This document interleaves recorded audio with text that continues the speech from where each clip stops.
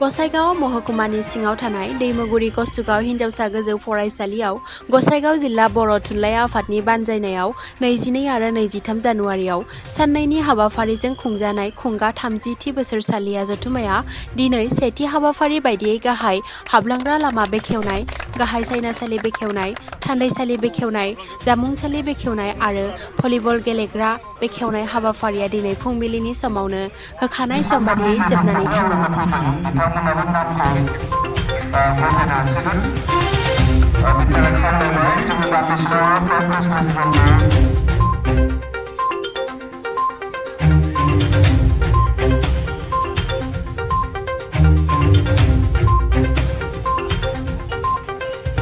जोंनि गसाइगाव जिल्ला बर' थुनलाइ आफादनि जे 30थि बोसोरारि जथुम्मा बे दिनैनिफ्राय आरम्भ जाबाय। दा जोंहा 22 जानुवारिनिफ्राय 23 जानुवारिसिम साननैनि हाबाफारिजों जागोन।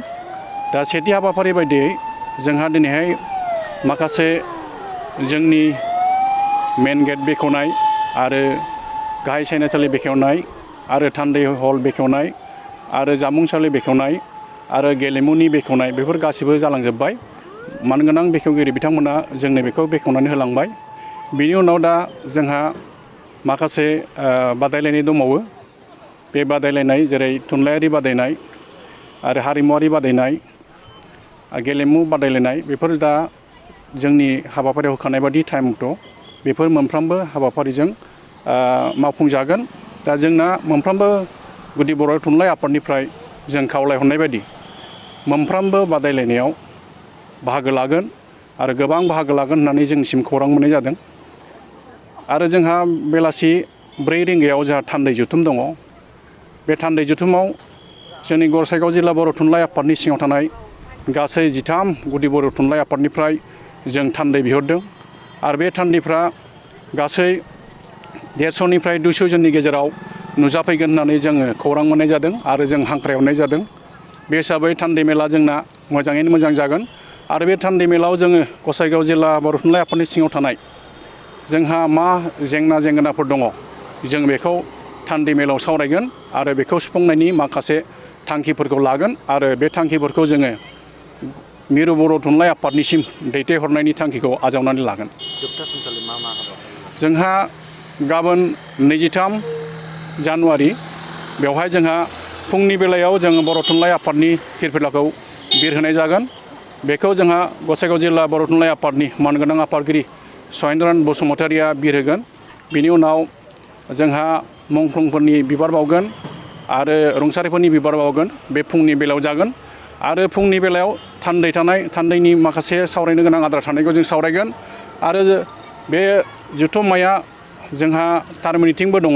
बेनि थाखायनो जों गसाइगाव जिल्ला बर' थुनलाइ आफादनि जायनोखि गोदान आफाद बेखौ जोङो गाबोन फुङाव दानानै लागोन आरो बे दानानै लानाय जे गोदान आफादा जोंना खुब सम्भब बे बोसोरथामनि थाखाय जागोन आरो जों बेखौ मोजाङै मोजां दाफुंनानै लागोन। जोंहा बेलासिनि 12 रिंगायाव सानजौफु 12 रिंगायाव जोंहा गेवलां मेल दङ। बे गेवलां मेलाव जोङो गाहाय आलासि हिसाबै जोङो लिंहरनानै मोनदों मिरु बर' थुनलाइ आफादनिनो मानगोनां आफादगिरि मुस्रि तरेन बर' बे सारखौ जों लिंहरदों आरो बिथाङा जोंनो खोथा हरबाय गाबोन बिथाङा बेवहाय नुजाफैगोन आरो बिनि उनाव जोंहा बिटिआरनि चिफ CM मानगोनां प्रमद बर' सार बिथांखौबो जों हांख्रायदों।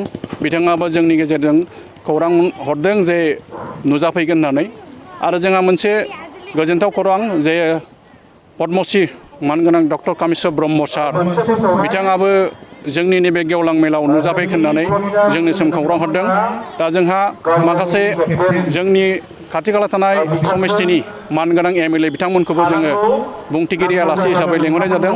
दा बिथांमोनाबो जोंनिसिम सफैगोन होननानै जोंनिसिम खौरां हरनाय जादों। 12 बाजिनि गेवलां मेलाव जोङो रायजो राजाफोरखौ जोङो 1000निफ्राय बांसिन जों आसा खालामदों आरो नोंथांमोननि चेनेलनि दारै आं बेखौनो खावलायनो सानदों जे बेवहाय थानाय मोनफ्रोमबो गामिनि मानगोनां रायजो राजा आरो फरायसुला फरायसुलि नोंथांमोनखौ आङो खावलायहरो जोंहा गाबोन गेवलां मेला जोबोद मेहेरगोनां जागोन आरो बे गेवलां मेलनि गेजेरजों जोंनि बर' थुनलाइ आफादनि माखासे मावबोनाय खामानिफोर आरो माखासे मावनो गोनां खामानिफोरखौ नोंथांमोननि सिगाङाव जोंनि बर' थुनलाइ आफादनि मानगोनां आफादगिरिया नोंसोरनो बे खौरांखौ होनाय जागोन। ओंखायनो जों नोंथांमोननि चेनेलनि दारै बयखौबो जों गाबोन जानो गोनां गेवलां मेलाव नुजाफैनो थाखाय आङो गुरैयै खावलायहरबाय।